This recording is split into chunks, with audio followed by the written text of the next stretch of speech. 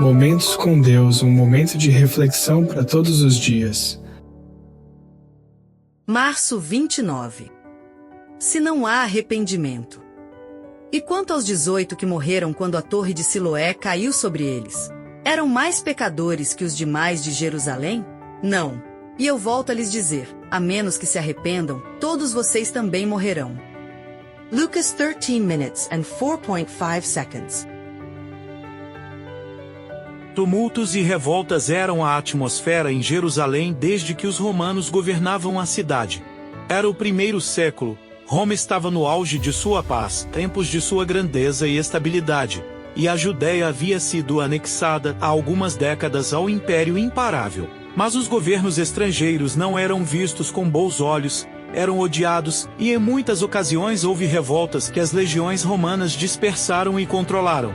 Nesse contexto, o governador Pilatos começou a trabalhar para reformar o aqueduto da cidade, mas o dinheiro para parte das despesas foi retirado dos tesouros do templo, o que causou novas revoltas na cidade. Então houve um acidente um pouco mais tarde. Aconteceu que, no tanque de Siloé havia alguns trabalhadores trabalhando no tão odiado aqueduto, e de repente a torre caiu sobre os trabalhadores e eles morreram no local. Este evento foi propagado pelos judeus, apontando que a justiça divina havia caído sobre eles por fazerem um trabalho que Deus não aprovava.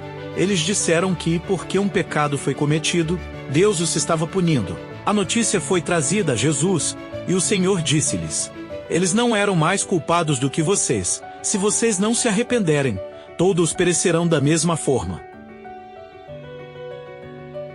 O conceito de que Deus é cruel e pune o pecado é uma ideia que Satanás colocou na mente dos homens.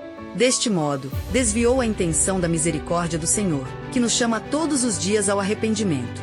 Sua palavra é clara de que Deus não deseja a morte dos ímpios, mas que ele se converta de seu mau caminho. No entanto, se alguém persiste em seus pecados apesar do convite do Senhor para se desviar do caminho errado, a ruína é inevitável. Nada pode ser feito pela misericórdia de Deus para com aquele que insiste em pecar. Se não ralvo é o arrependimento, a ruína causada pelo pecado é inevitável. É por isso que a urgência e dedicação do Evangelho é alcançar os perdidos, aqueles que estão envoltos em seus pecados, aqueles que estão vivendo longe de Deus sem nenhuma esperança de redenção. Pode-se até frequentar a igreja, realizar cultos de oração e ainda viver sem arrependimento. E o fim será o mesmo de todos os outros, perecendo da mesma forma. Muitos de nós vemos o sofrimento dos outros e podemos julgar que eles estão pagando as consequências de seus pecados. No entanto, no coração há conspirações, traições, inveja, ciúme, amargura, orgulho e todo o pecado que nos amontoa ruína e destruição. É por isso que Deus continua a chamar os cristãos e aqueles que não conhecem o Senhor ao arrependimento. Que todo pecador volte contrito aos pés de Cristo. O pecador deve ser trabalhado, perseverante, fervorosamente, sabiamente, até que ele veja que é um transgressor da lei de Deus, e manifeste arrependimento para com Deus e fé para com o Senhor Jesus Cristo.